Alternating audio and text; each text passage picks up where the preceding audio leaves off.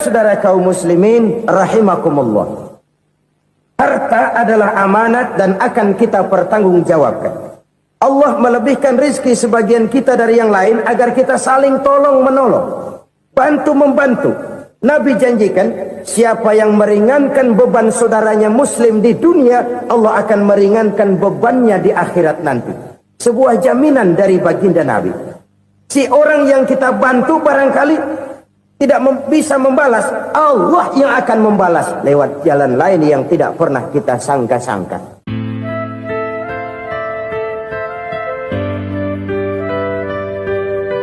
Selalu berusaha menyimpan sesuatu yang bisa membawa manfaat, baik untuk dirinya, untuk anak cucunya, maupun untuk keluarganya, untuk masa kini dan masa depannya. Kadang simpanan itu berbentuk uang, kadang berupa tanah, lain saat berbentuk pabrik, dan lain sebagainya. Sementara masa depan yang paling pasti adalah akhirat. Jika untuk masa depan dunia, kita rela memeras keringat, membanting tulang, pergi pagi dan pulang petang, menyimpan uang, menyimpan tanah, menyimpan pabrik, pernahkah kita merenung, jika satu saat kiamat datang, kita dibangkitkan dari kubur masing-masing, berdiri di padang mahsyar untuk mempertanggungjawabkan seluruh kegiatan hidup kita di dunia ini, lalu kita akan menuju ke alam akhirat. Sudahkah kita mempunyai simpanan untuk akhirat kita? Pada pertemuan kali ini saya ingin menyampaikan sebuah hadis di mana Rasulullah sallallahu alaihi wasallam bersabda, arba'un min kanzil jannah. Simpanan sorga ada 4 macam. Yang pertama, ikhfa'us sadaqah, menyembunyikan sedekah. Saudara-saudara kaum muslimin, sebagaimana yang kita maklum bahwa Allah Subhanahu wa taala melebihkan sebagian rezeki dari kita terhadap yang lain. Ada yang kaya, ada yang setengah kaya, ada yang miskin, ada yang setengah miskin, dan selanjutnya. Ada yang gajinya kecil tapi penghasilannya gede. Ada yang penghasilannya gede tapi nggak punya gaji. Ada juga yang memang gajinya gede dan penghasilannya gede. Kelebihan rezeki merupakan sunnatullah dan tidak harus membuat kita merasa lebih dari yang lain. Bahkan sebaliknya, kelebihan itu harus membuat kita ringan tangan untuk menolong mereka yang memang memerlukan pertolongan. Kalau saudara diberikan ilmu, maka pertanyaan akhirat cuma satu: ilmumu kau amalkan untuk apa? Kalau saudara diberikan umur yang panjang, pengadilan akhirat juga bertanya satu: umurmu kau habiskan di mana? Tapi kalau saudara diberikan harta, pengadilan akhirat akan bertanya 2: hartamu kau dapat dari mana? Kau belanjakan kemana? Dari mananya ditanya, dan kemananya juga ditanya. Oleh karena kita akan dimintakan pertanggungan jawab, maka amanah yang bernama harta ini harus kita gunakan dengan sebaik-baiknya. Ada penggunaan yang merupakan kewajiban, itu zakat namanya. Ada penggunaan yang sewaktu-waktu, itu infak namanya. Ada yang lebih sewaktu-waktu lagi, dan itu sedekah namanya. Zakat dia terikat oleh haul dan nisab, oleh putaran batas waktu dan ukuran dari harta itu sendiri. Sedangkan infak terikat oleh situasi dan kondisi perekonomian seseorang. Sedangkan sedekah tidak terikat dengan apapun. Dalam kondisi seperti apapun kita bisa melakukan sedekah dengan yang terkecil sekalipun. Sampai-sampai Rasulullah sallallahu alaihi wasallam mengajarkan, la tahqiranna minal ma'rufi syai'an walau an talqa akhaka biwajhin talik. Atau ada hadis, tabassumuka fi wajhi akhika laka sedekah. Senyumanmu kepada temanmu adalah sedekah. Jadi untuk melakukan sedekah tidak harus dalam berbentuk uang. Dengan ilmu kita bisa sedekah, dengan tenaga kita bisa bersedekah, dengan pikiran kita bisa bersedekah, bahkan senyum kepada teman itu pun sedekah. Jadi kalau sedekah dengan uang memang belum punya uang, nyengir aja banyakin. Itu asal pada tempatnya, jangan lalu ketemu tiang listrik cengengesan. Tentu tidak pada tempatnya dan tidak wajar. Nah, sedekah yang paling dicintai Allah adalah sedekah yang disembunyikan. Artinya jauh dari sifat riya. Kan kadang-kadang ada orang sedekah itu disebutkan namanya. Apa tidak bagus? Kalau memang niatnya ikhlas, ya bagus-bagus saja. Untuk memberikan sugesti kepada yang lain. Si Fulan bin Fulan nyumbang sekian, diumumkan. Boleh kalau niatnya untuk memberikan rangsangan kepada yang lain supaya dia menyumbang lebih besar dari orang tadi. Tapi kalau itu mendatangkan riya, maka sedekah yang paling dicintai Allah adalah sedekah yang disembunyikan. Tangan kiri saja tidak tahu apa yang diberikan oleh tangan kanan. Sedekah yang dilakukan dengan ikhlas akan merupakan perbendaharaan surga, tersembunyi dari pandangan orang lain, tidak seorang pun tahu. Karena memang sikap yang baik adalah melupakan kebaikan dan mengingat kesalahan. Itu salah satu ciri orang bahagia. Orang yang selalu mengingat kesalahannya dan berusaha melupakan segala kebaikannya. Kalau dia akan ada kebaikan, dia tidak bisa ikut, dia merasa rugi karena dia merasa belum pernah berbuat baik. Tapi kalau akan melakukan kesalahan baru, dia ingat kesalahan yang sudah-sudah, sehingga terhalang baginya untuk melakukan satu kesalahan baru. Demikianlah saudara-saudara, bahwa Allah melebihkan rizki sebagian kita dari yang lain, agar terjadi tolong-menolong dalam kehidupan ini. Jadi kesenjangan yang nature, kesenjangan yang alami, itu sunnatullah. Ada yang kaya, ada yang miskin, ada yang kelas menengah. Nah, kenapa lalu sekarang kita berusaha mengentaskan kemiskinan? Oleh karena adanya kesenjangan struktural. Kalau yang kaya bisa semakin kaya, kenapa yang miskin tidak bisa naik jadi ikut sedikit kaya? Sebab pada dasarnya Islam adalah agama yang sejak turunnya sudah berupaya memerangi kemiskinan. Bahkan dikatakan kemiskinan itu mendekatkan kepada kekufuran. Orang kalau miskin udah dekat banget sama kafir. Gampang menjadi kafir. Berapa banyak saudara-saudara kita yang oleh karena soal perut, oleh karena soal materi, terpaksa meninggalkan dan menanggalkan akidahnya.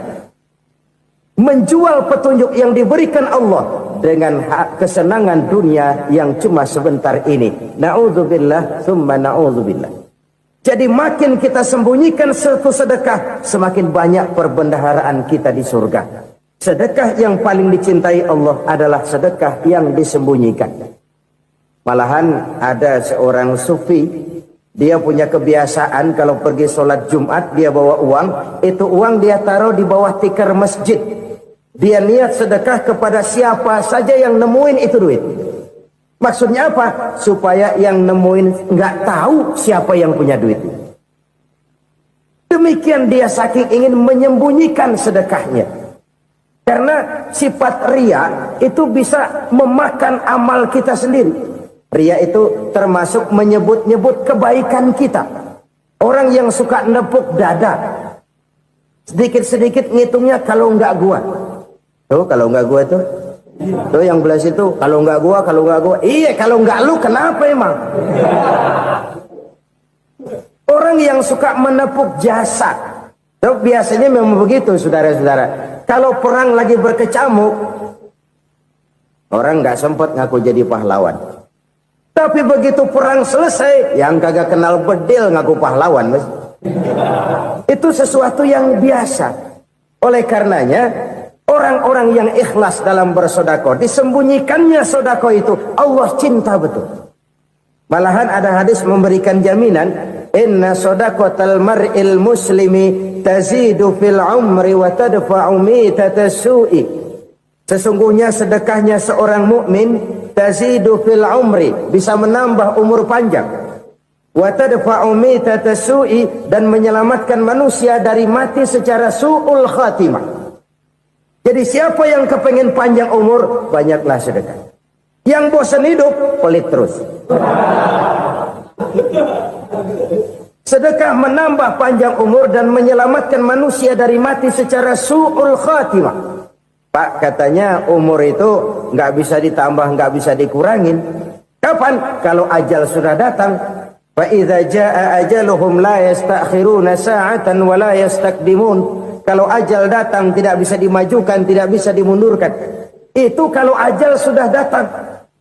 Tidak bisa lagi umur ditambah dikurangi, sudah datang. Tapi kalau belum datang, itu kan haknya Allah. Mau ditambah, mau dikurangi, hak prerogatif Allah. Sebagai pencipta manusia, Allah Maha Kuasa dan Maha Mampu. Sedekah ini menambah panjang umur dan menyelamatkan manusia dari mati secara su'ul khatimah. Itu orang mati kan sama ya, kondisinya mati, nggak nafas. Tapi hakikat mati kan lain-lain.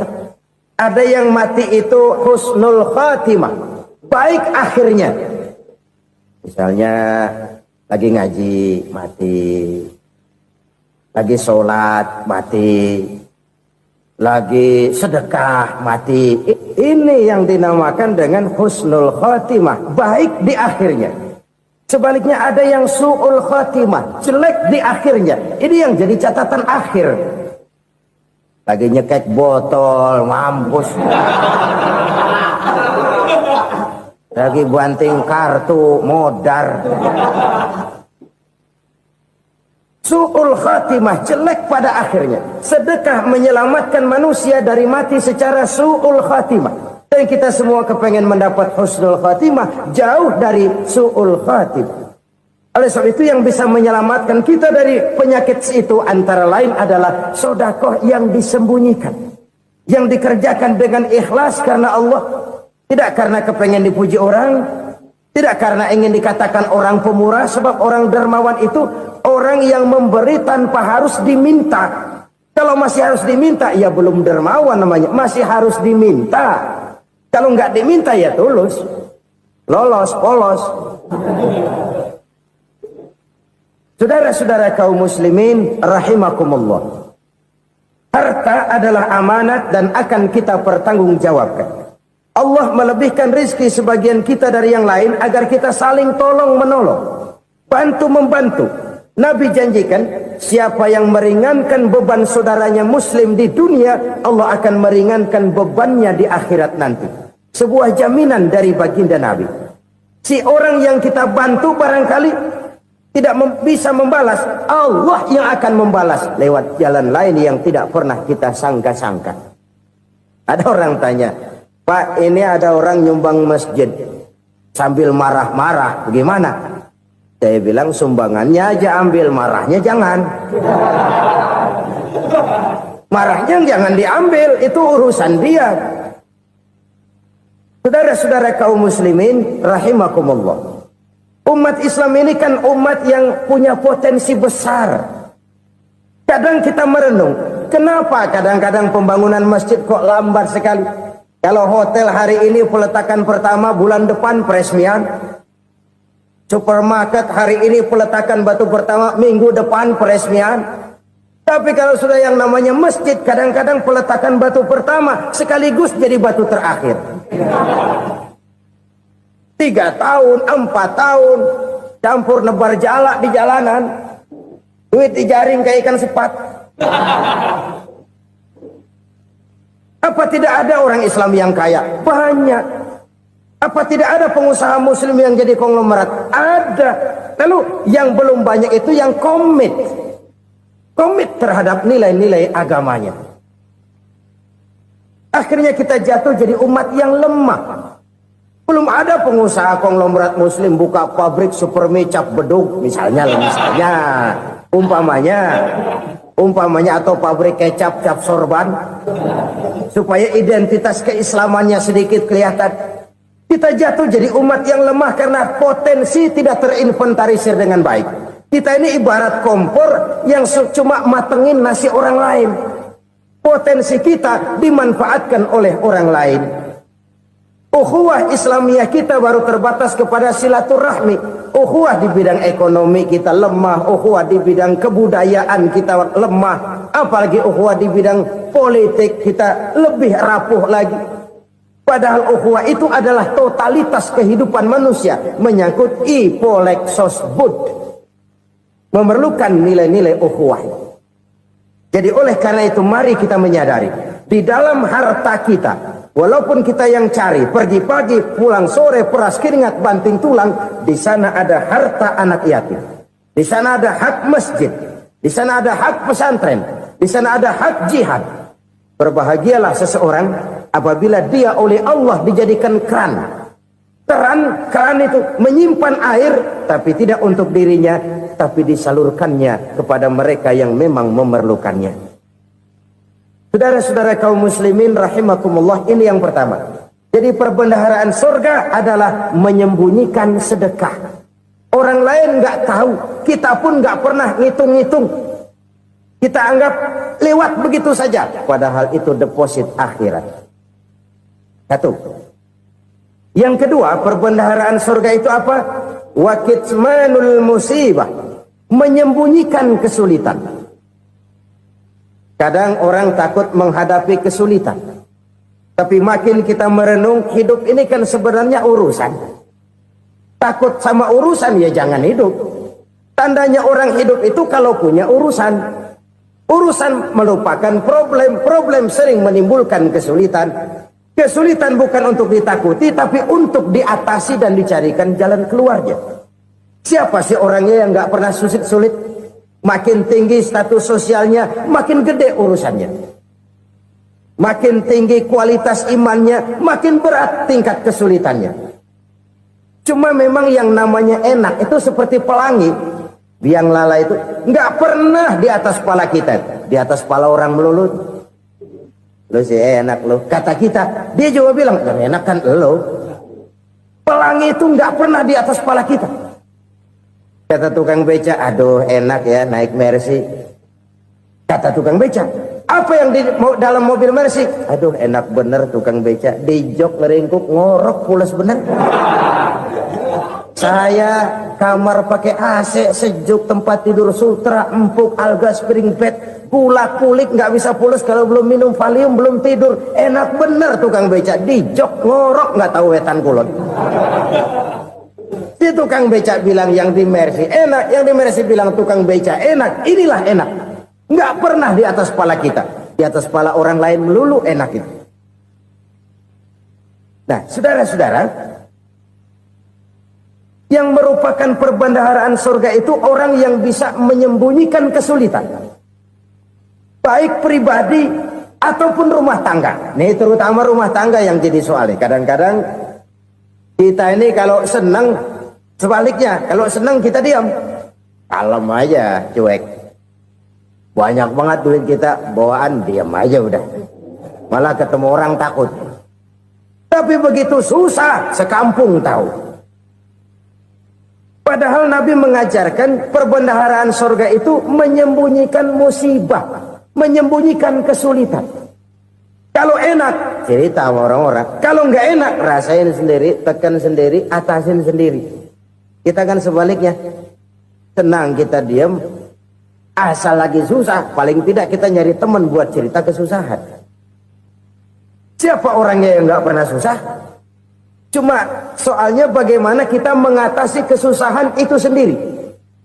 Begitu juga misalnya kalau orang sudah berumah tangga, itu orang tuanya harus menjadi tempat dia cerita yang enak-enak saja.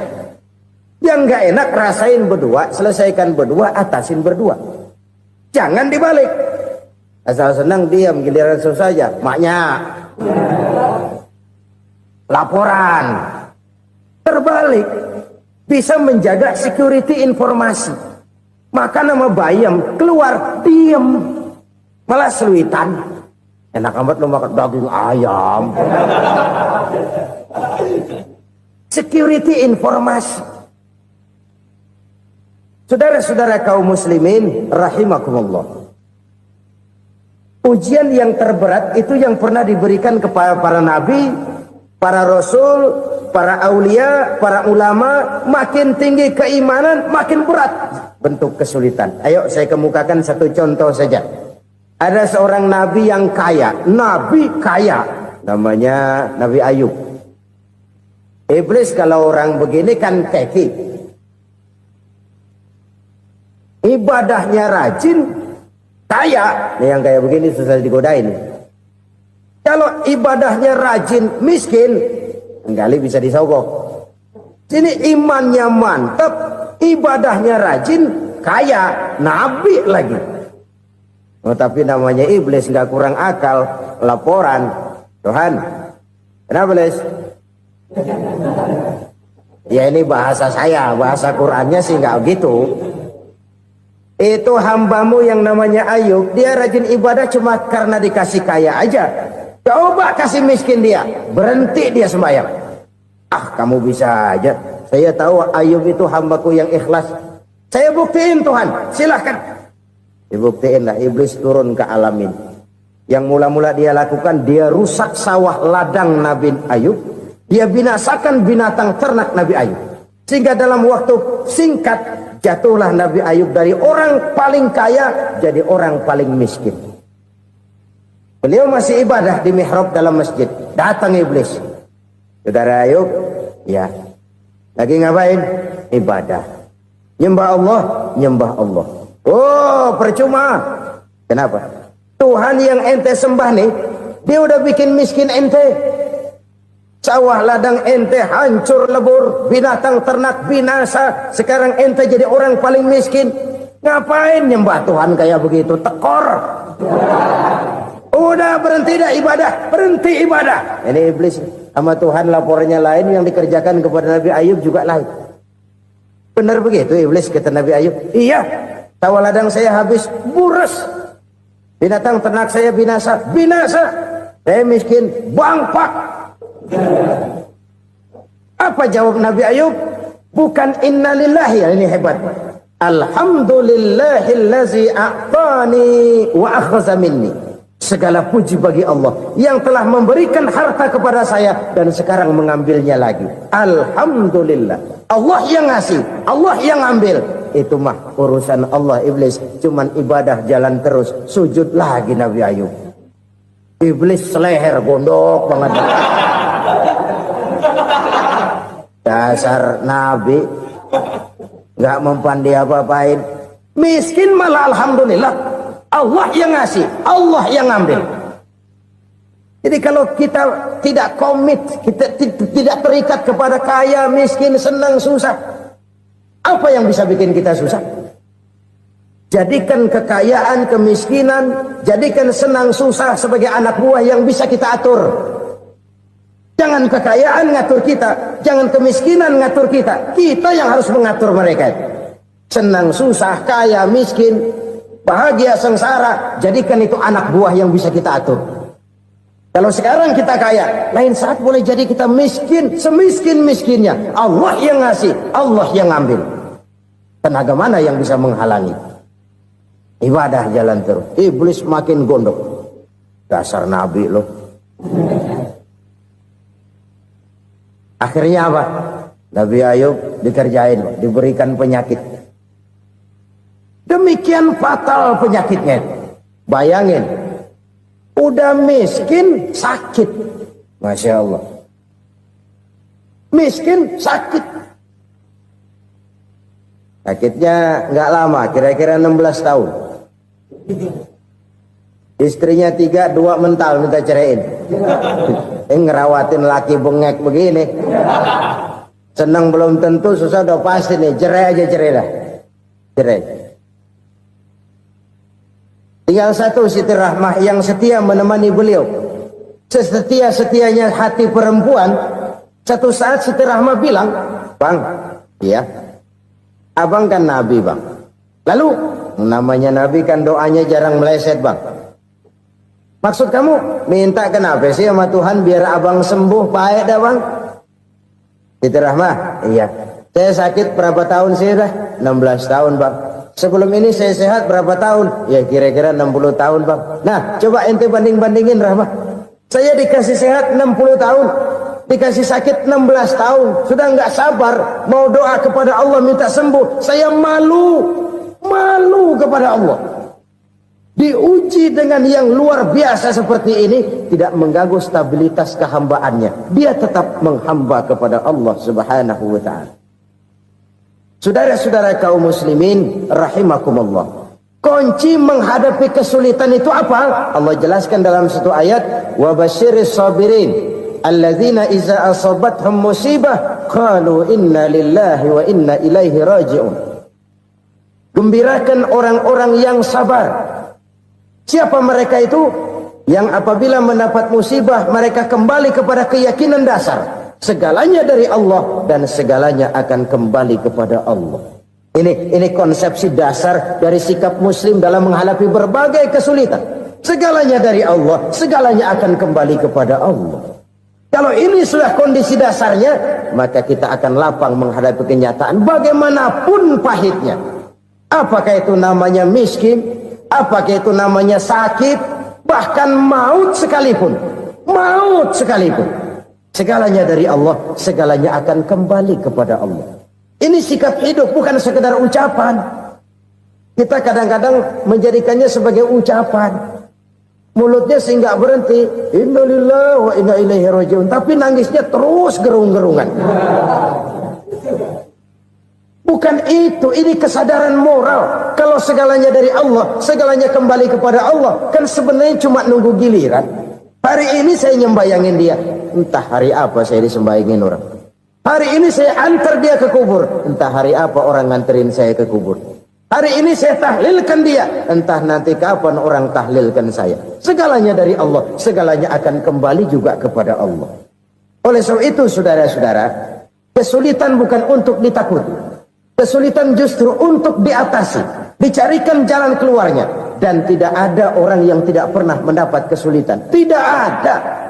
Semakin tinggi status sosial, semakin tinggi kualitas keimanan, semakin besar juga tingkat kesulitan. Hanya saja bagaimana cara kita mengatasinya. Dan Al-Quran menyatakan, inna ma'al usri yusra. Di balik kesulitan itu pasti ada kemudahan. Roda itu berputar. Karena itu Rasulullah sallallahu alaihi wasallam mengingatkan kepada kita, ta'arraf ilallahi firraha ya'rifka fisyiddah. Ingatlah kepada Allah di waktu kamu senang, supaya Allah ingat kepada kamu di waktu kamu susah. Kalau waktu senang kita ingat kepada Allah, kita susah, Allah tidak akan meninggalkan kita. Tapi kalau waktu senang kita jauh dari Allah, sujud tidak sempat, dengan masjid jauh, ketika senang kita lupakan Allah. Nanti begitu kita susah, Allah lupakan kita. Dan itu menyakitkan. Oleh karena itu orang-orang tua kita dulu bilang, kalau lagi sehat ingat-ingat lu bakal sakit nanti. Kalau lagi kaya ingat-ingat satu saat kita bakal jatuh miskin. Bahkan kalau lagi muda ingat-ingat kita bakal tua. Dan yang terpenting, kalau lagi hidup ingat-ingat kita bakal mati. Saudara-saudara kaum muslimin rahimakumullah. Jadi yang kedua yang merupakan perbendaharaan surga, menyembunyikan musibah. Saudara-saudara kaum muslimin rahimakumullah. Hal ketiga yang merupakan perbendaharaan surga adalah wasilatur rahmi. Orang yang suka bersilaturahmi. Sebagaimana yang kita maklum bahwa manusia adalah makhluk yang disebut zon politika. Makhluk sosial yang tidak mungkin hidup sendiri-sendiri. Betapa dan siapapun kita memerlukan orang lain. Bodoh betul manusia kalau tinggal di tengah masyarakat tapi tidak mau bermasyarakat. Merasa hebat sendiri, pintar sendiri, gagah sendiri, kaya sendiri. Mungkin kalau mati juga ngubur sendiri. Jangankan kita di sini. Di sorga saja Nabi Adam waktu sendirian bengong melulu, ngondar mandir. Allah tegur dam sepidam. Ya ini kalau bahasa saya. Iya Tuhan, sepi ini nggak ada coret-coretan pisan ini. Diciptakan Siti Hawa baru anteng Nabi Adam. Itu di sorga. Cobalah. Umpamanya saudara tinggal di Jakarta nih. Kayak bener. Apaan aja di Jakarta punya saudara dah. Jembatan Semanggi ambil. Monas, Buntel bawa pulang. Hotel-hotel ambil semua. Cuman tinggal di Jakarta sendirian. Apa enaknya? Betapa dan siapapun kita perlu orang lain. Tidak ada seorang pun yang bisa memenuhi kebutuhan hidupnya secara sendiri-sendiri. Nah, Islam telah menyelamatkan manusia dari ras diskriminasi. Mengikat manusia dengan persaudaraan yang berlandaskan kepada akidah. Karena itu dianjurkan bersilaturahmi. Bahkan Nabi menyatakan, Man arada ayyubsata lahu fi rizkihi wa yunsa'a fi atharihi falyasil rahimah. Siapa yang kepengen diluaskan rezekinya dan dipanjangkan usianya, banyaklah ia bersilaturahmi. Siapa yang kepengen dimudahkan rezekinya, hendaknya ia banyak bersilaturahmi. Kalau banyak teman, kesulitan kan paling tidak ada tempat cerita. Udah susah, sendirian kita pikirin diri, nggak ada tempat tukar pikiran. Cepet banget sama bengek. Dilawan sendiri. Nah, secara makro kita bisa berkata, tidak mungkin ada kemenangan kalau tidak ada kekuatan. Tidak ada kekuatan kalau tidak ada kesatuan dan persatuan. Tidak mungkin ada kesatuan dan persatuan tanpa semangat silaturahmi. Kalau umat Islam mau menang, dia harus kuat. Kalau umat Islam mau kuat, dia harus bersatu. Kalau umat Islam mau bersatu, dia harus membudayakan silaturahmi ini. Bahkan sampai-sampai kata Nabi, kalau bisa cari nilai tambah. Apa? Silman qata'ak. Bersilaturahmilah kau kepada orang yang marah denganmu. Masya Allah, indahnya ajaran agama kita. Orang yang marah pun kepada kita, kata Nabi, kalau bisa bersilaturahmilah kepadanya. Kepada orang yang marah itu. Di situ nilai tambah. Cuman jujur nih hadis, ngucapinnya gampang, ngamalinnya yang berat banget. Orang marah sama kita disuruh silaturahmi, ada apa malu? Lu marah, ada gue marahan lagi. Tunggu pikirin.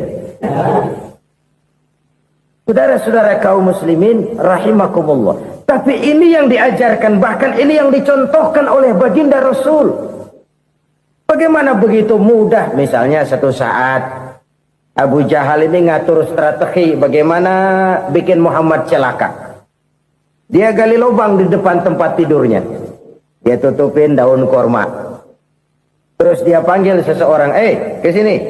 Kasih tahu Muhammad, pamannya sakit keras, minta ditengokin. Berangkat orang ini ke sana. Muhammad, labbaik. Pamanmu sakit keras, dia minta ditengokin. Baik, saya akan datang menjenguk beliau. Berangkatlah Nabi ke rumah Abu Jahal tanpa prasangka apapun.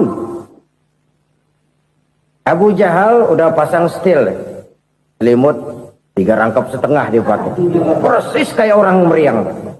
Tapi sembari ngintip dari balik selimut, begitu Muhammad buka pintu, nah masuk perangkap nih. Muhammad jalan menuju tempat pembaringan. Makin lama makin dekat, makin lama makin dekat, makin dekat ke lubang yang dipasang oleh Abu Jahal itu. Dalam hati Abu Jahal, terus dah jatuh, mampus dah lo ini. Mampus lo hari ini nih. Apa yang terjadi? Malaikat Jibril datang. Muhammad, pamanmu cuma pura-pura sakit. Di depan tempat tidurnya ada lubang perangkap supaya kamu jatuh ke situ. Sudah, kamu pulang. Balik kanan Nabi. Sudah hampir jatuh ke lubang, balik kanan, pulang. Bayangin kecewanya Abu Jahal. Muhammad dikit lagi, Muhammad dikit lagi. Enggak paman, saya pulang aja. Emosi bangun dari tempat tidur, enggak sadar kalau lagi pura-pura sakit. Lompat ngejar Nabi, dia lupa dengan lubang yang dia gali. Usrah, nyemplung sendiri ke dalam lubang.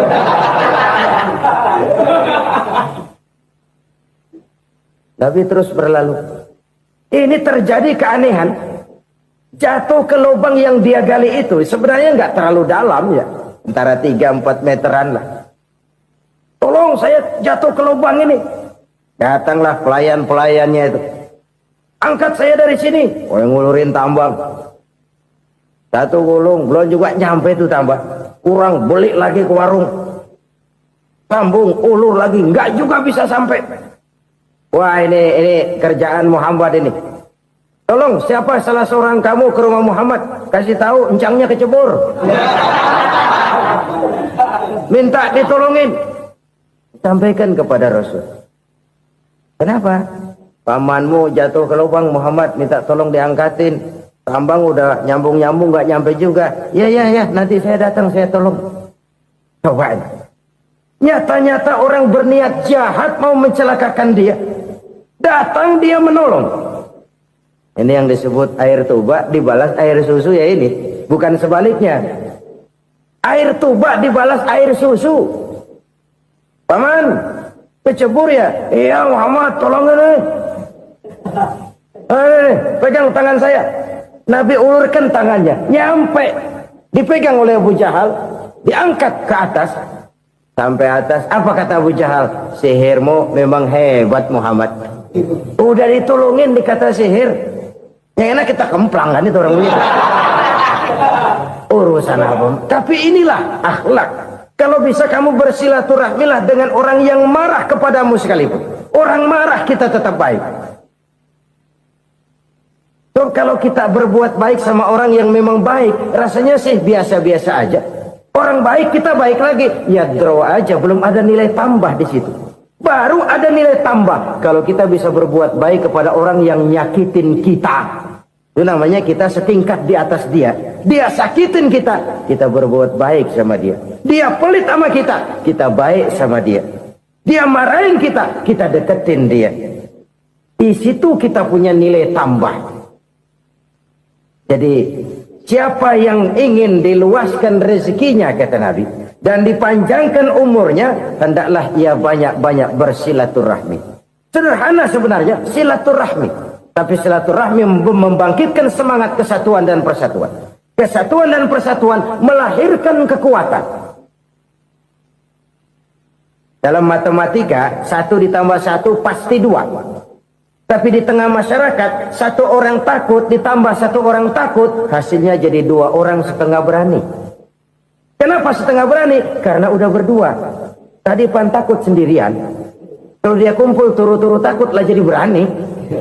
Kita yang lemah, kita yang tidak berdaya, kita yang miskin, kalau mau kompak bersatu, apa yang nggak bisa kita kerjain? Apalagi tinggal di kota besar, pilihan cuma 2. Bertahan atau minggir. Bertahan atau minggir. Untuk bisa bertahan harus mampu bersaing. Untuk mampu bersaing harus punya keahlian.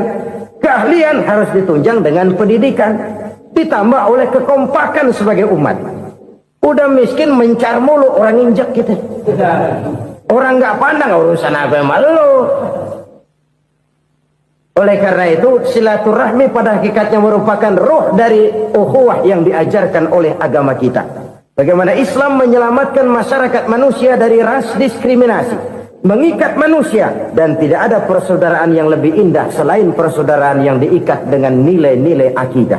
Sepanjang orang di jalan Allah, itulah saudara kita. Keluar dia dari jalan Allah, selesailah persaudaraan sampai di situ. Karena itu, kalau ingin menyimpan sesuatu di surga, banyaklah bersilaturahmi. Datang ke rumah ini, datang ke rumah itu, dan lain sebagainya. Itu simpanan kita di akhirat nanti. Ini yang ketiga. Saudara-saudara, yang keempat, perbendaharaan surga itu apa? Wa qawlu la hawla wa la quwwata illa billah. Ucapan la hawla wa la quwwata illa billah. Ibadah kan ada yang berat, modalnya besar. Bangun masjid berat, modalnya besar. Bangun rumah sakit berat, modalnya besar. Ada ibadah yang berat tapi modalnya ringan. Misalnya puasa. Puasa itu berat, mengendalikan nafsu. Kalau sekedar nggak makan nggak minum sih enteng, mengendalikan nafsu. Itu jihad terbesar, tapi kan modalnya ringan, cuma niat saja. Ini ibadah berat, modalnya ringan. Ada ibadah yang ringan, modalnya juga enteng. Seperti termasuk ucapan la haula wa la quwwata illa billah. tanpa sadar. La haula wala quwata illa billah. Nyelengin tuh di surga. Nyelengin, kita nggak terasa. Nyelengin simpenan akhirat. La haula wala quwata illa billah. Nyimpan lagi. Kaget. La haula wala quwata illa billah. Nyimpan lagi. Banyak simpenan. Walaupun sebenarnya yang dimaksud di sini adalah kesadaran batin. Bahwa tidak ada daya dan kekuatan kecuali Allah. Itu intinya. Kita memulai pekerjaan disunahkan baca bismillah, kan begitu? Apa itu? Kesadaran moral. Bahwa ini saya bisa kerjakan. Saya kerjakan ini dengan menyebut nama Allah. Kenapa? Kalau Allah tidak memberikan daya dan kekuatan, mana mampu saya kerjakan ini. Maka saya kerjakan ini dengan menyebut nama Allah. Bismillah. Kesadaran moral. Manusia hanya wajib berusaha, tapi nggak pernah wajib berhasil. Banyak hal-hal yang kalau kita renungkan secara rasio nggak mungkin, tapi jadi kenyataan. La haula wala quwata illa billah. Tidak ada daya dan kekuatan kecuali bagi Allah semata-mata. Kesadaran moral akan kelemahan dan keterbatasan makhluk bernama manusia. Kadang kita kagum dengan otak, tapi kita sering lupa sama yang bikin otak. Padahal bagaimanapun hebatnya otak, yang bikin otak pasti lebih hebat dari otak. Nggak percaya, silahkan otak-otakan. Inilah kecenderungan. Kita kagum dengan pesawat-pesawat mutakhir, bukan main, besi gede banget terbang itu. Alangkah hebatnya. Lalu apa yang bikin otak tidak lebih hebat dari itu semua? Kita puji laut. Apa yang bikin laut tidak lebih hebat dari laut itu? La haula wa la quwata illa billah. Tidak ada daya dan kekuatan kecuali Allah. Apa yang bisa kita lakukan? Kalau tidak karena daya dan kemampuan yang diberikan oleh Allah kepada kita. Lahirlah sikap tawadu, rendah hati. Tidak melonjak menjadi angkuh dan sombong. Sadar akan kelemahan dan keterbatasan diri. Sebagai makhluk yang diciptakan oleh Allah subhanahu wa ta'ala. Jadi satu sisi ini ucapan yang berpahala, la haula, jadi wiridan. Pada sisi lain ini kesadaran moral, sikap mental, kesadaran batin. Bahwa yang punya daya dan kekuatan itu cuma Allah. Kita nggak pantas untuk sombong. Sebab sombong itu pakaiannya Allah. Kita nggak sedang pakai pakaian Allah, kegedean. Dan makin kita renungi, makin terbentur. Apa sih yang bisa kita sombongin? Kita mau sombong apa? Kaya? Pintar? Itu kan semua relatif. Di atas langit masih ada langit lagi.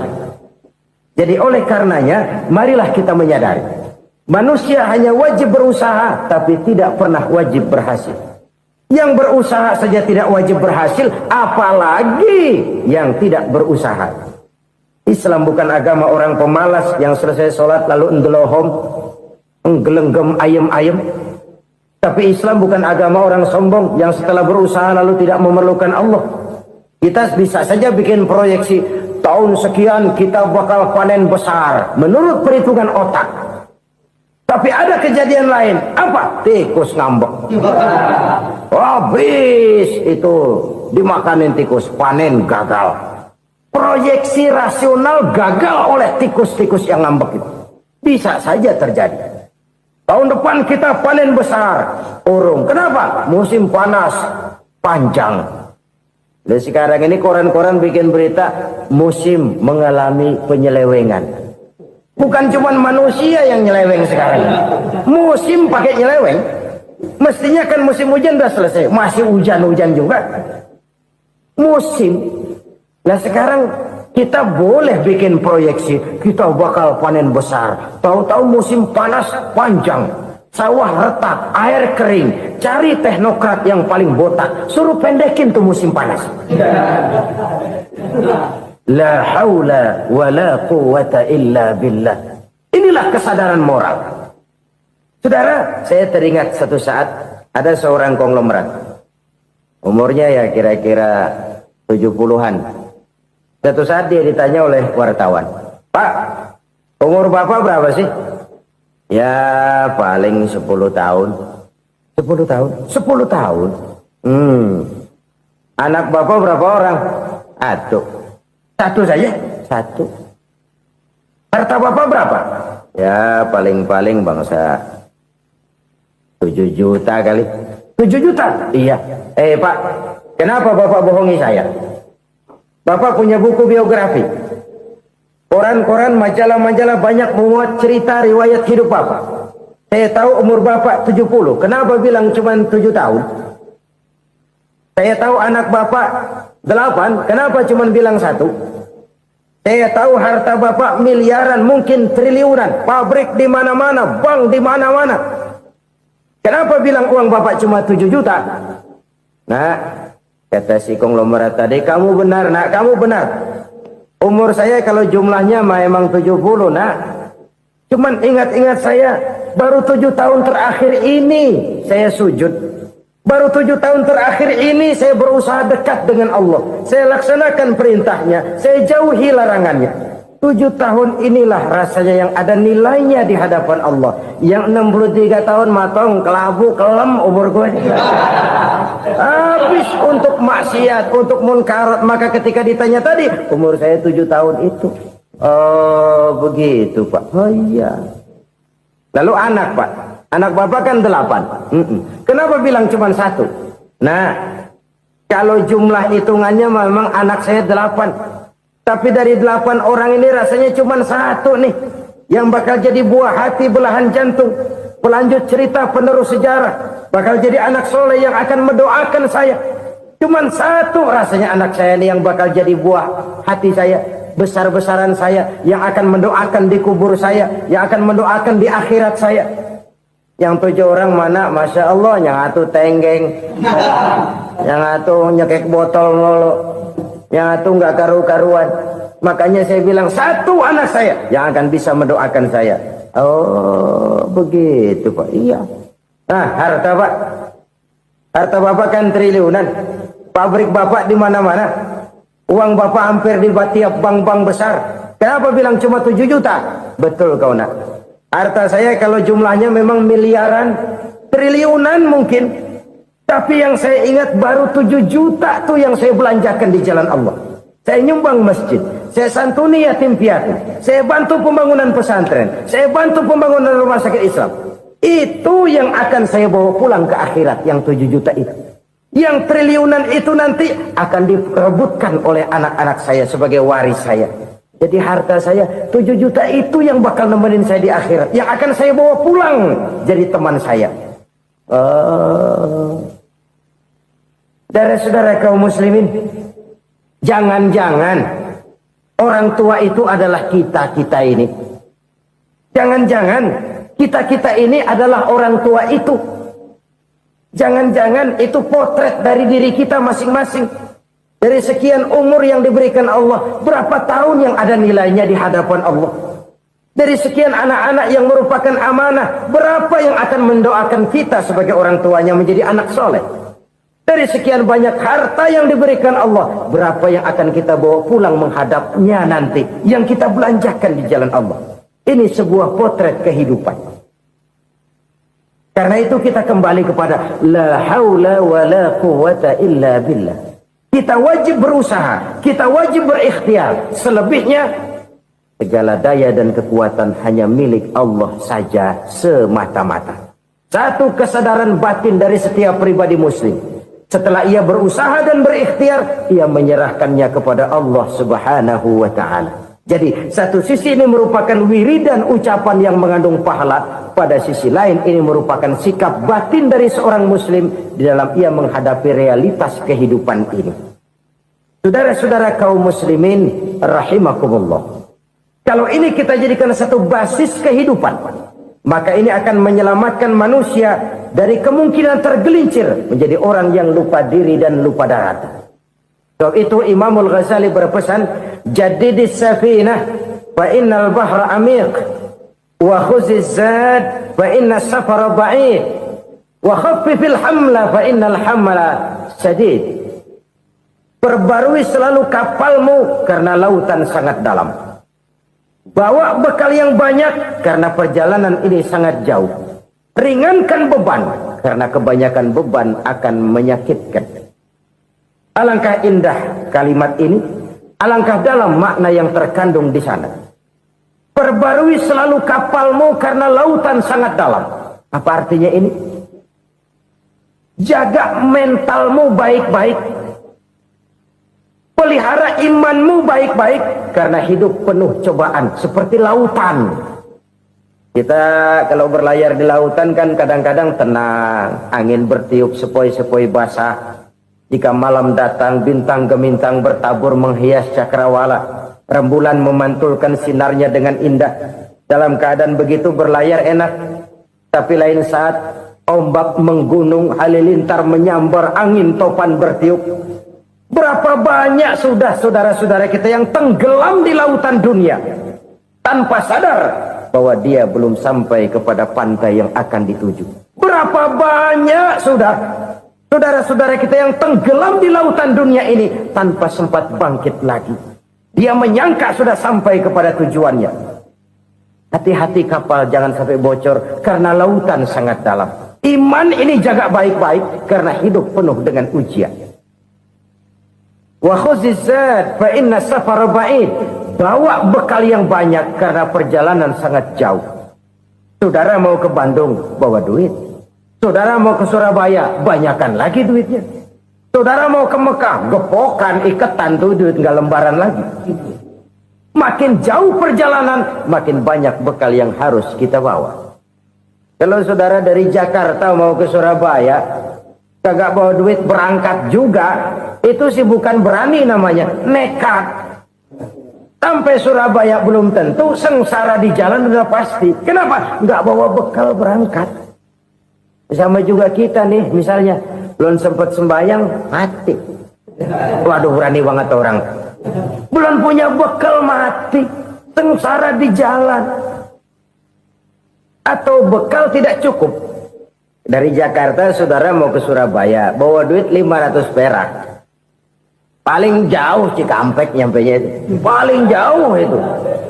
Antara jauhnya perjalanan dengan bekal yang saudara bawa tidak seimbang.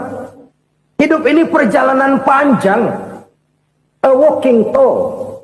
Dimulai dari alam arwah. Sebelum jasad diciptakan, roh diciptakan lebih dulu. Dari situ pindah ke alam rahim. Dari alam rahim pindah ke alam dunia. Dari alam dunia pindah ke alam barzah. Baru menuju akhirat. Satu perjalanan panjang. Kalau bekal tidak bawa, sengsara di jalan. Bawa bekal yang banyak karena perjalanan ini sangat jauh. Wa khaffifil hamla, ringankan beban karena beban itu cuma akan menyulitkan. Kalau bekal itu sih keperluan, tapi beban nggak kita perluin, coba ngeberat-beratin. Apa ini beban? Dosa. Kecurangan, kebatilan, kezoliman, ketidakadilan, kesewenang-wenangan. Itu akan jadi beban kita di akhirat. Alangkah celakanya, perjalanan panjang, bekal tidak bawa, beban kelewat banyak, alamat sengsara di jalan. Pahala tidak ada, dosa berlipat ganda. Na'udzubillah, summa na'udzubillah. Kalau kita rangkum nasihat Al-Ghazali dengan kisah si konglomerat tadi, kita akan mengambil kesimpulan. Pertama, bekal terbaik dalam menghadapi gejolak kehidupan ini tidak lain adalah iman. Yang kedua, pahala dan dosa.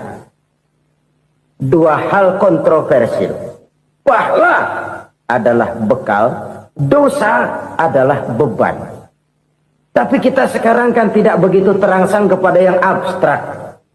Orang berlomba mencari yang konkret-konkret saja. Yang real. Kalau memang dosa, benjol dong. Kira-kira begitu. Kira-kira begitu. Persis orang Yahudi dulu. Orang Yahudi itu kan pernah minta kepada Nabi Musa. Ya Musa, lan nu'mina laka hatta narallaha jahrah. Musa, kami nggak bakal mau beriman kepada Allah kalau belum kami lihat Allah ada nongkrong di depan kami. Kalau memang Tuhan ada, taruh dong di depan kami. Mau yang konkret-konkret saja. Kalau memang dosa, benjol dong. Kalau memang pahala, berasa dong. Orang terangsang kepada yang real, yang konkret-konkret saja.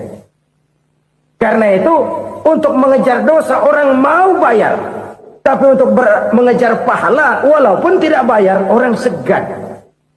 Ini yang dikatakan oleh Nabi, kamu mengharapkan ke surga tapi kamu berat melaksanakan sesuatu yang bisa membawa kamu ke surga.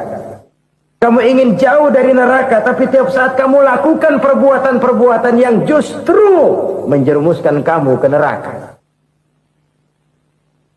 Idda'aitum an-najata minan nar wa ramaitum fiha anfusakum.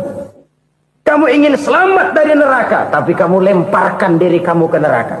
Kamu ingin masuk surga, tapi berat sekali kamu melakukan perbuatan-perbuatan yang bisa menyampaikan kamu di surga. Saudara-saudara kaum muslimin, rahimakumullah. Jadi hal keempat yang merupakan perbendaharaan surga adalah la haula wa la quwwata illa billah. Satu sisi ini merupakan ucapan yang memperberat timbangan akhirat. Pada sisi lain ini merupakan sikap hidup seorang muslim. Kesadaran batin yang sangat dalam bahwa tidak ada daya dan kekuatan kecuali Allah. Dan itu kita simbolkan pada saat memulai pekerjaan dengan Bismillah, dengan menyebut nama Allah. Satu kesadaran moral, saya hanya bisa melakukan ini karena diberikan daya dan kekuatan oleh Allah. Lahirlah sikap tawadu, rendah hati, tidak melonjak menjadi angkuh dan sombong.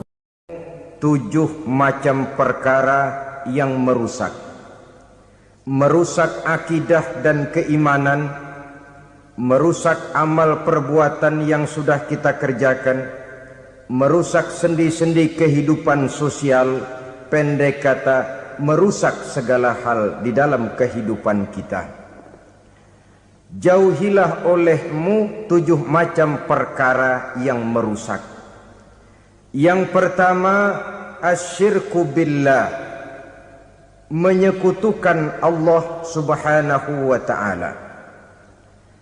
Agama dimulai dari keyakinan, maka kehancuran agama selalu dimulai dari kehancuran keyakinan, iman atau akidah yang dimiliki oleh seseorang. Dan untuk menghancurkan nilai-nilai iman yang kita miliki ini, orang rasanya tidak akan menghantam kita dengan peluru kendali. Orang tidak akan mengirimkan nuklir ke sini. Orang tidak juga akan mengirimkan satuan militernya ke sini. Untuk menghancurkan nilai-nilai iman, dibanjiri kita dengan paham-paham yang merusak dan mendangkalkan akidah. Baik ia bernama materialisme, baik ia bernama sekularisme, baik ia bernama banjirnya maksiat dan munkarat, baik ia bernama banjirnya peradaban dan kebudayaan yang menghancurkan moral daripada anak-anak kita, sedikit demi sedikit melenturkan dan melunturkan nilai-nilai keimanan kita, untuk kemudian pada waktunya nilai iman itu akan bertukar dan berganti menjadi nilai syirik kepada Allah subhanahu wa ta'ala. Atau pada sisi lain menjadikan yang selain Allah sebagai tujuan akhir daripada kehidupan kita.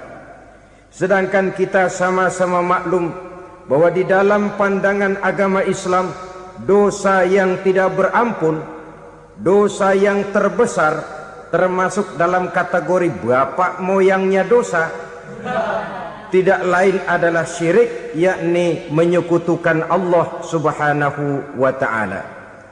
Pola penghancuran iman ini memang berstrategi. Ditawarkan kita kepada paham materialisme, paham kebendaan, di mana otak menempati urutan sebagai ranking pertama, Tuhan jatuh pada urutan kedua.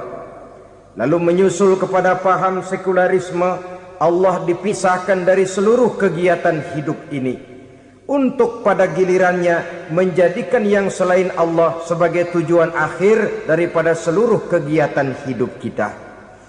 Oleh karenanya, kewajiban menjaga nilai-nilai iman ini merupakan kewajiban yang mulia tetapi berat, tidak hanya untuk kita, tetapi juga bagaimana mewariskannya kepada anak-anak kita, generasi yang akan datang.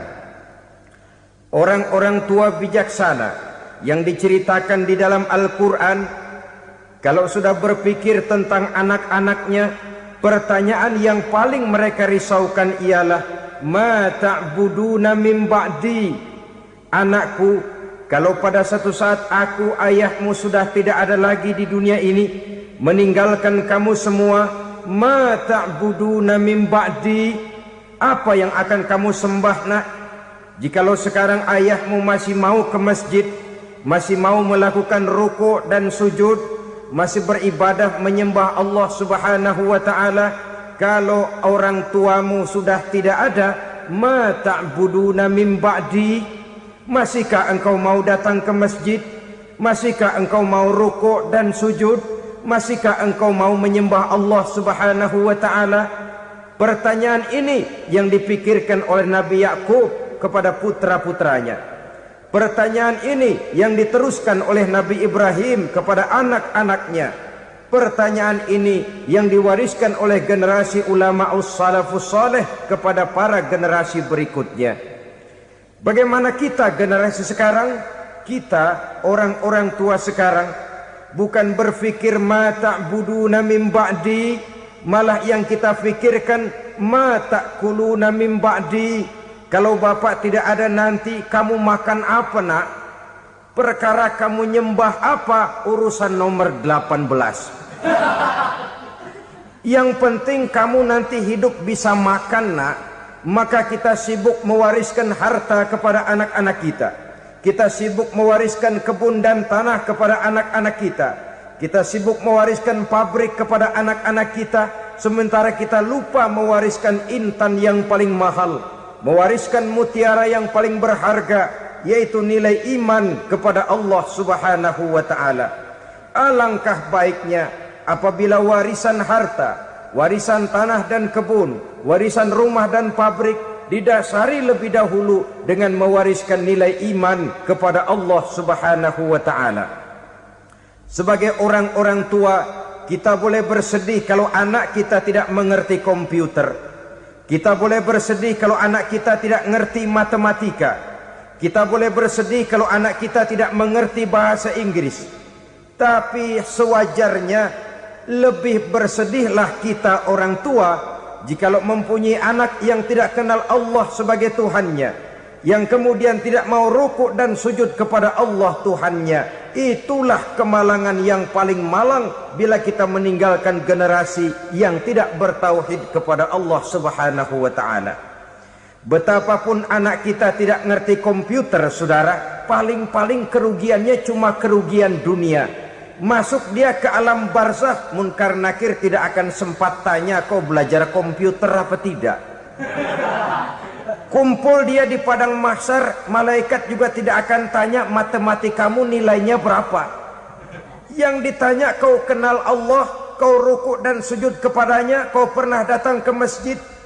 Oleh karena itu sekali lagi, menjaga nilai iman tidak hanya untuk kita, tetapi juga mewariskannya kepada anak-anak kita, generasi yang akan datang. Sungguh kemalangan yang paling besar apabila kita meninggalkan anak-anak kita. Mereka kita tinggalkan lemah ekonominya, itu tidak baik. Mereka kita tinggalkan lemah otaknya, itu pun akan membuat mereka tertinggal oleh yang lain. Tapi yang paling celaka, jikalau kita tinggalkan mereka dalam kondisi lemah imannya, rapuh akidahnya, tidak baik dan tidak betul keyakinan hidupnya. Oleh karena itu Nabi berpesan, jauhilah 7 perkara yang merusak. Yang pertama, syirik kepada Allah Subhanahu wa ta'ala. Menyekutukan Allah baik dalam ucapan, dalam keyakinan, ataupun dalam perbuatan. Ini perkara pertama yang termasuk 7 perusak besar di dalam kehidupan. Kalau sudah jatuh kita ke lembah syirik, bagaimanapun banyak kebaikan yang kita kerjakan, berjiwa sosial, bertangan pemurah, gemar menolong orang lain, kalau memang dasarnya syirik, maka seluruh kebaikan kita akan hancur, tidak akan ada nilainya dalam pandangan Allah Subhanahu wa ta'ala. Dalam pandangan manusia, mungkin kita dicatat sebagai orang sosial, gemar menolong orang lain, tidak berpangku tangan melihat orang yang mendapat kesulitan, tapi oleh karena dasarnya syirik, dasarnya tidak mentauhidkan Allah, maka seluruh nilai kebaikan yang kita kerjakan tidak akan ada nilainya dalam pandangan Allah Subhanahu wa ta'ala. Maka jagalah iman kita jangan sampai dihinggapi penyakit syirik yang bagaimana kecilnya sekalipun. Sekali lagi, baik syirik dalam bentuk ucapan, syirik dalam bentuk keyakinan, sampai kepada syirik dalam bentuk perbuatan, kita berhindar kepada sifat-sifat yang sedemikian itu. Karena apa? Dalam satu ayat Quran Allah Subhanahu wa ta'ala menjelaskan, innallaha la yaghfiru ayyushraka bih wa yaghfiru ma duna dzalika liman yasha. Allah tidak akan memberi ampun kepada orang-orang yang menyekutukannya, tapi Allah masih mau memberikan ampun kepada dosa-dosa yang selain itu bagi orang-orang yang dikehendakinya. Dosa selain syirik, apabila kita bertaubat, Allah masih mau mengampuni. Tapi kalau sudah jatuh ke tempat syirik, itu sudah dosa yang tidak berampun. Taubatnya tidak lain melepas syirik, kembali kepada tauhid, berkeyakinan bahwa hanya ada Allah Subhanahu wa ta'ala, Tuhan satu-satunya yang lam yalid walam yulad walam yakul lahu kufuwan ahad. Tidak beranak, tidak pula diperanakkan, dan tidak satupun yang dapat menyerupai Tuhan Allah Subhanahu wa ta'ala. Saudara-saudara kaum muslimin rahimakumullah, bahwa kita di zaman sekarang memang tidak menyembah berhala, ya. Bahwa kita tidak berterang-terangan mengatakan Tuhan lebih dari satu, memang. Bahwa kita tidak berkeyakinan Tuhan itu punya anak atau diperanakkan, tentu. Tapi dalam perbuatan dan i'tiqad, kita kadang-kadang jatuh tanpa kita sadari ke tempat yang bernama syirik ini. Oleh karenanya, di zaman di mana teknologi makin canggih, di mana kemajuan pembangunan makin menjangkau berbagai aspek kehidupan, diperlukan keseimbangan antara kemajuan fisik material dengan kemajuan mental spiritual. Apabila tidak ada keseimbangan, yang terwujud tentulah kepincangan, yang diawali dengan pincangnya cara kita berpikir, sehingga pada akhirnya akan mengarah kepada pincangnya cara kita berbuat dan bertindak di dalam kehidupan kita. Oleh karena itu Nabi berpesan, jauhilah sifat syirik, karena syirik merupakan dosa yang teramat besar. Ini sifat merusak yang pertama. Yang kedua, kata Nabi, wasihra, jauhilah sihir. Sihir ini juga termasuk perkara yang merusak kehidupan. Kita semua sama-sama maklum bahwa sihir sebenarnya bukan persoalan baru. Sejak sebelum datang Islam, sihir itu sudah ada. Di zaman Yunani kuno, sihir ada. Di zaman Mesir kuno, di zaman Cina kuno, dan yang lain-lain yang serba kuno, sihir itu sudah ada. Bahkan para nabi pun, para rasul yang diutus oleh Allah Subhanahu wa ta'ala, senantiasa berhadapan dengan ahli-ahli sihir untuk menguji kebenaran dari misi yang mereka bawa. Sihir adalah perbuatan di luar kebiasaan yang bisa dikerjakan oleh ahlinya dengan bantuan jin atau setan. Hukum mempelajari sihir adalah haram, mengamalkannya lebih haram lagi. Sebab itu saudara-saudara, sihir merupakan perbuatan merusak yang harus kita jauhi. Ciri-ciri daripada perbuatan sihir, pertama, ia mengandung tipuan, bayangan khayal. Di zaman Nabi Musa misalnya, orang melihat tambang-tambang itu seperti ular.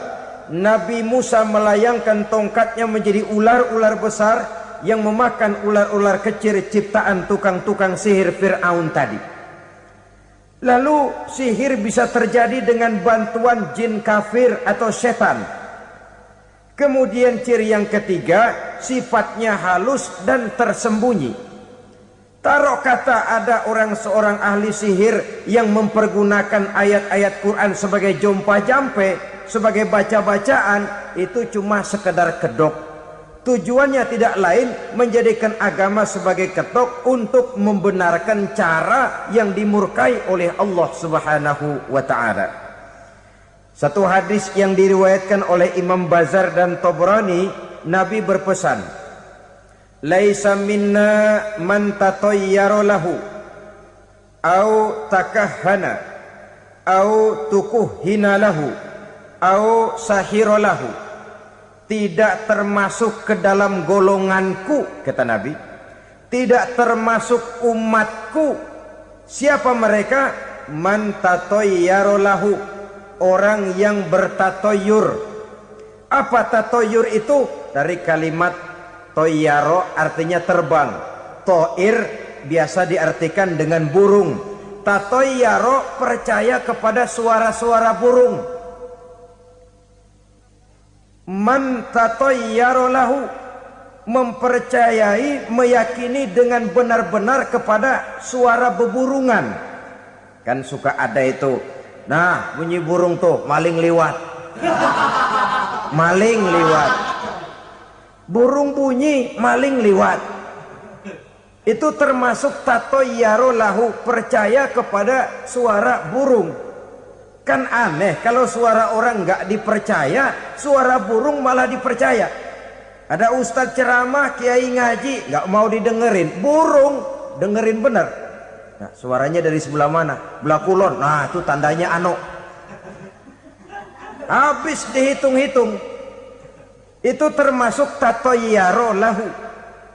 Au takahana, atau bertenung, au tukuhina, atau minta ditenungkan, au sahirolahu, atau melakukan perbuatan sihir, atau minta disihirkan. Laisa minna, tidak termasuk ke dalam golonganku, kata Nabi. Sehingga dengan demikian saudara-saudara, menghadapi sihir dengan sihir sekalipun termasuk perbuatan yang tidak diajarkan oleh agama. Kita kan mempelajari sihir untuk jaga diri. Tidak apa-apa. Yang dilarang mengamalkannya, dilarang juga mempelajarinya. Sebab orang kalau sudah mengetahui, biasanya lalu terangsang untuk mencoba. Kalau percobaannya berhasil, biasanya terangsang untuk coba lagi dan coba lagi. Pada akhirnya ketagihan, lalu beralih menjadi profesi, apalagi itu nanti bisa mendatangkan hasil uang. Saudara-saudara kaum muslimin rahimakumullah, kita manusia makhluk nyata, kita hidup di alam nyata, terikat oleh sunnatullah, causality. Oleh karenanya bagi kita keyakinan yang penuh, keikhlasan di dalam bertuhankan Allah, penyerahan diri sepenuhnya hanya kepadanya, itu sudah merupakan obat penangkal yang sangat ampuh agar kita tidak terkena penyakit-penyakit yang dibuat oleh setan dan para pembantunya. Sehingga beberapa ayat Quran mengajarkan, misalnya a'udzu bikalimatillahi tammati min syarri ma khalaq, atau bismillazi la yadurru ma'asmihi syai'un fil ardi wala fis sama, dengan menyebut nama Allah yang tidak bisa mendatangkan bahaya sedikit pun, dari baik yang datang dari langit maupun yang datang dari bumi. Jiwa yang kosong dari keyakinan yang penuh kepada Allah, jiwa yang penuh was-was dan ragu-ragu, itu yang mudah terserang oleh penyakit-penyakit yang dikerjakan oleh para tukang-tukang sihir, yaitu oleh setan dan seluruh para pembantunya. Kemudian hadis kedua yang diriwayatkan oleh Imam Ibnu Hibban, Nabi bersabda, la yadkhulul jannata mudminu khamrin wala mu'minu bisihrin wala qati'u rahmin. Tidak masuk surga. Ini Nabi yang bilang, tidak masuk surga.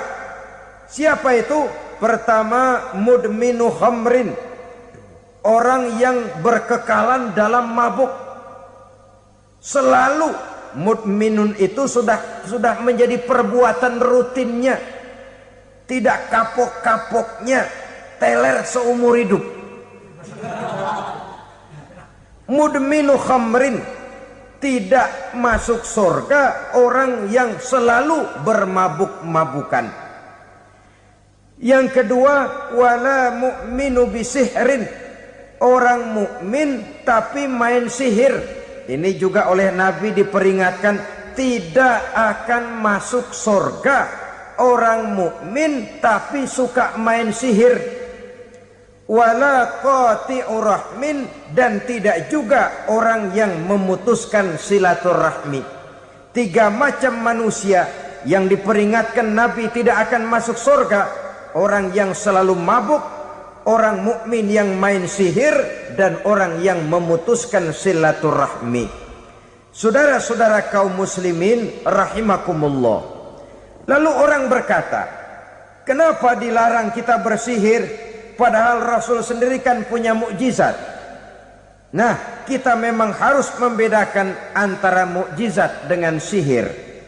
Dalam kehidupan agama kita kenal ada yang namanya mukjizat, ada yang namanya karomah atau keramat biasa diucapkan, ada yang namanya maunah, ada yang namanya irhas, ada juga yang namanya sihir. Kesemuanya ini berbeda, saudara-saudara. Yang dinamakan mukjizat itu khusus untuk para rasul saja. Satu kejadian luar biasa yang terjadi dilakukan oleh rasul atas izin dari Allah Subhanahu wa taala. Perbedaannya dengan sihir jelas. Sihir dari setan, mukjizat dari Allah. Sihir bisa dipelajari, mukjizat tidak. Sihir umumnya untuk maksud-maksud yang tidak baik, sedangkan mukjizat untuk memperkuat kebenaran yang disampaikan oleh para rasul dan ditentang oleh umatnya. Bahkan kafir Quraisy dahulu menganggap orang-orang ahli sihir itu berada dalam satu posisi yang hina, sehingga mereka mengatakan dan menuduh Nabi Muhammad sebagai tukang sihir. Tuduhan sebagai tukang sihir adalah tuduhan yang sangat aib dan hina. Di tengah masyarakat kufar jahiliyah, kedudukan tukang sihir dipandang sebagai kedudukan yang hina, sehingga mereka mengejek Nabi dengan sebutan tukang sihir. Jadi mukjizat hanya untuk Rasul saja. Kemudian karomah. Karomah ini asal kata dari karomah, kehormatan, kemuliaan yang diberikan Allah kepada hamba-hambanya yang rajin mendekatkan diri kepadanya. Oleh karena ketekunannya melaksanakan ibadah, Allah memberikan keistimewaan kepada orang itu, yang dengan keistimewaannya dia bisa mengerjakan yang tidak bisa dikerjakan oleh orang lain. Karomah hanya bisa dicapai dengan prestasi ibadah. Kalau sihir, mau ibadah apa enggak, asal dia belajar, bersatu dan berteman dengan setan, memenuhi persyaratan-persyaratan setan, biasanya lalu bisa. Sedangkan karomah tidak mungkin terwujud tanpa orang mendekatkan diri sedekat-dekatnya kepada Allah Subhanahu wa ta'ala. Maka kita lihat biasanya orang-orang yang punya ilmu sihir, mukanya rata-rata nggak enak dilihat. Kumuh, jauh dari air wudhu, jauh dari sujud kepada Allah, malah berteman dengan setan, menjadi pelayan-pelayannya setan. Saudara-saudara, adapun maunah, keistimewaan yang diberikan Allah kepada hamba-hambanya yang belum sampai kepada tingkat wali, tapi orang itu lebih banyak kebaikannya daripada kesalahannya. Umpamanya, saudara jalan bertiga. Di pinggir jalan, saudara ada pada posisi di tengah, lalu bertiga ini ketabrak mobil, menurut perhitungan saudara mati lebih dahulu. Tapi terjadi hal yang aneh, dua teman saudara mati, saudara malah cuma luka dan lecet sedikit saja. Apa itu?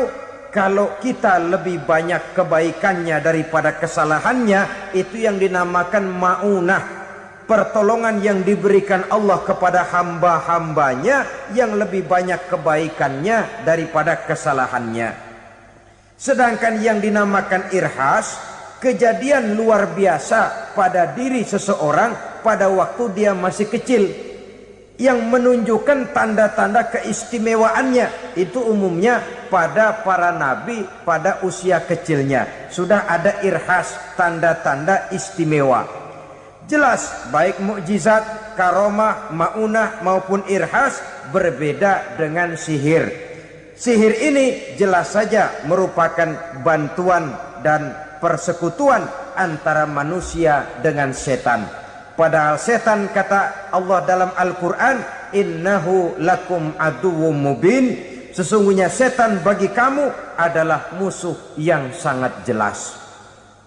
Saudara-saudara kaum muslimin rahimakumullah, di zaman sekarang dalam menghadapi beban kehidupan yang makin pelik, menghadapi stres yang tidak kunjung selesai, menghadapi persoalan-persoalan yang teramat berat, orang sering mencari jalan keluar kepada hal-hal yang menurut pendapatnya bisa meringankan beban moralnya itu. Pergilah dia mencari sesuatu yang dapat meringankan bebannya. Dan tidak jarang yang jatuh ke pangkuan tukang-tukang tenung, ke pangkuan tukang-tukang sihir, yang mereka itu oleh Quran dijelaskan kazabal munajjimun walau sodaku. Tukang-tukang tenung, tukang-tukang sihir, mereka itu bohong walaupun benar. Maksudnya bohong walaupun benar, artinya kalau yang mereka kerjakan benar, itu sih kebenaran. Benar dengan kebenaran itu lain. Kebenaran, kebetulan bisa, tapi tidak untuk selalu. Apalagi kalau itu sudah membahayakan kehidupan orang lain. Jadi oleh karena itu Nabi berpesan, jauhilah daripada sihir. Kalau sudah jauhilah dari sihir, artinya ya jauhilah daripada mempelajarinya, jauhilah daripada bergaul dengan orang-orang yang ahli di bidang itu, karena dari pergaulan segalanya bisa menular. Baiklah saudara, ini yang kedua. Yang ketiga pesan Nabi, wa qatlan nafsil lati harramallahu illa bil haq, membunuh orang lain dengan cara yang tidak benar, membunuh orang yang diharamkan oleh Allah Subhanahu wa taala untuk melakukannya kecuali dengan alasan yang benar. Kita tahu Islam adalah agama damai sesuai dengan namanya. Ia tidak dikembangkan dengan pedang dan kekerasan. Ia dikembangkan dengan keteladanan dan tuntunan moral. Oleh karena Islam bukan agama kekerasan, Islam pun tidak mementingkan dan mengajarkan kekerasan kecuali dengan alasan yang benar dan bisa dipertanggungjawabkan. Membunuh dengan sengaja, menghilangkan nyawa orang lain tanpa alasan yang bisa dibenarkan adalah merupakan dosa besar dan satu di antara 7 perkara yang bisa mendatangkan kerusakan dalam kehidupan dan yang hendaknya harus kita jauhi. Saudara-saudara kaum muslimin rahimakumullah, beberapa waktu yang lalu di sebuah kota kecil yang indah bernama New Auckland. Saudara tahu New Auckland? Tuh dari Gunung Kidul masih ngidul lagi. Pernah diadakan satu seminar yang membicarakan bagaimana menyelamatkan masyarakat manusia dari bahaya Perang Dunia Ketiga. Diperkirakan kalau terjadi Perang Dunia Ketiga, manusia tidak akan tersisa. Sebab apa? Pada waktu itu cadangan nuklir yang dimiliki oleh bersama Amerika dan Rusia konon sudah sanggup memusnahkan 6 miliar manusia pada saat jumlah manusia baru 5 miliar. Jadi kelebihan nuklir dunia ini. Kalau terjadi perang dunia ketiga, sulit manusia untuk tersisa. Maka dibahaslah di dalam seminar itu, wah, supaya tidak terjadi perang dunia ketiga, maka perlombaan membuat senjata-senjata canggih, alat-alat pembunuh modern harus segera dibatasi. Dibahas, tidak mungkin kita membatasi perlombaan membuat senjata. Kenapa? Makin maju ilmu dan teknologi, makin canggih senjata yang ditemukan. Atom sudah meningkat menjadi nuklir, nuklir sudah meningkat menjadi neutron, dan kita tahu bom yang bernama neutron ini bom yang cukup membunuh tanpa perlu merusak. Artinya kalau dia diledakkan di kota kita ini, bangunan utuh, jembatan tidak ambruk, rumah-rumah tetap berdiri, tapi semua yang bernama hidup mati. Itu katanya lebih sopan dari bom atom. Sebab kalau si atom ini sudah membunuh, merusak pula. Neutron cukup membunuh saja tanpa perlu merusak. Jadi majunya senjata-senjata teknologi sebagai akibat yang logis dari kemajuan ilmu pengetahuan ini tidak bisa kita batasi. Dan memang sebenarnya yang bahaya bukan senjatanya, tapi manusia yang mengendalikan senjata itu. Mereka kembali kepada prinsip the man behind the gun. Bukan senjatanya yang bahaya, tapi manusia yang mengendalikan senjata itu yang bahaya. Walaupun senjatanya modern, katakanlah model M16 umpamanya, kalau yang mengendalikannya orang beriman, insya Allah aman. Tapi biar megang cuma senapan angin, kalau yang megang orang brutal, ngeri kita deket-deket. Apalagi kalau memang bukan ahlinya menggunakan senjata, bisa ngeker kaki kena jidat.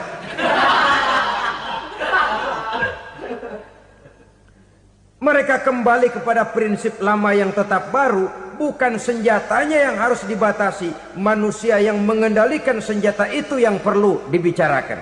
Nah, kalau begitu, agar manusia tidak mempergunakan senjata sewenang-wenang, apa yang harus kita lakukan? Ya, manusianya harus bermoral. Ya, tapi moral yang mana? Di dunia ini banyak ajaran tentang moral. Itu pun mudah saja.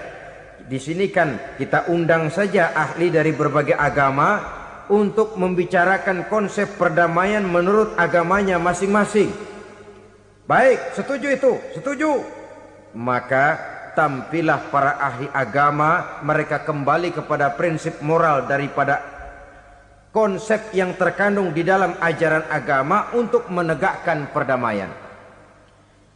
Mula-mula naiklah ahli dari agama Hindu, dibacakan konsep perdamaian menurut ajaran agama Hindu, bahwa untuk damai manusia harus meninggalkan nafsu keduniaannya, menempuh samsara dan sebagainya untuk mencapai nirwana, menjauhi kemegahan dan kemewahan dunia. Ini lalu dibahas, rasanya juga tidak mungkin ini. Kemudian dari agama Nasrani, bahwa untuk damai manusia harus menciptakan sifat kasih sayang. Kalau ditampar pipi kiri, berikan pipi yang kanan. Kalau diberikan selendang, berikan baju. Nanti orang kasihan, lalu dia tidak akan nampar lagi. Ketika ini dibahas, ternyata rasanya pun tidak mungkin bisa diterima. Karena apa? Di zaman sekarang orang ditampar pipi kiri, dikasih pipi kanan. Bukan kasihan, gemes. Damai belum tentu, bonyok udah jelas. Lalu ketika dibacakan konsep perdamaian menurut Quran, di mana disampaikan ayat wa jazaa'u sayyi'atin sayyi'atun misluha faman afa wa aslaha fa ajruhu 'ala Allah. Balasan terhadap satu kejahatan adalah kejahatan yang seimbang. Tetapi barang siapa yang memberi maaf dan mencari jalan damai, itulah yang terbaik dan akan mendapat pahala dari Allah Subhanahu wa ta'ala. Kamu tidak salah ditampar pipi kirimu, tampar lagi pipi kirinya sekeras dia menampar pipi kirimu. Nanti orang tidak mau menampar kita karena dia tahu kalau dia tampar kita, dia akan menderita tamparan sekeras dia menampar kita. Akan terjadilah prinsip saling hormat menghormati, tidak saling ganggu, tidak saling usil, tidak saling jahil. Atas dasar ini perdamaian bisa ditegakkan. Mereka bisa menerima konsep ini, tapi kemudian seminar ditutup tanpa satu keputusan resmi. Kenapa? Terus terang mereka kagum dengan konsep Islam, tapi sentimen lama terhadap nilai-nilai Islam telah menutup mata mereka untuk menerima kebenaran dari ajaran Al-Quranul Karim. Saudara-saudara kaum muslimin rahimakumullah, kembali kita kepada persoalan pokok. Roh adalah dari Allah. Dia akan kembali kepada Allah, milik mutlak dari Allah. Tidak pantas kita merampasnya dari orang lain. Tidak wajar kita menghilangkannya tanpa alasan yang dibenarkan oleh agama. Di zaman sekarang, akibat persaingan hidup yang makin tajam, lapangan kerja yang makin sulit, tensi ekonomi yang makin tinggi, atau karena nilai moral yang makin rendah, atau juga karena rapuhnya pegangan orang kepada agama, nyawa rasanya sudah sedemikian murahnya. Berbagai kasus membuat berdiri bulu roma kita. Ada mayit, ada manusia dipotong 6, dicincang macam kambing. Ada yang dipotong 5, ada yang dipotong 13, dikardusin, dibuang ke tempat sampah. Inna lillahi wa inna ilaihi raji'un. Gejala apa ini? Kanibalisme. Manusia sudah demikian sadisnya, manusia sudah sedemikian buasnya, sehingga sesama manusia diperlakukan seperti hewan. Padahal hewan sendiri belum pernah macan makan macan, bagaimanapun buasnya macan. Belum pernah serigala memakan serigala, bagaimanapun brutalnya serigala. Tetapi manusia makan manusia di zaman sekarang kadang jadi kenyataan dalam kehidupan kita. Kadang persoalannya remeh saja. Soal uang 200 perak, pisau bicara, nyawa melayang. Soal rokok sebatang,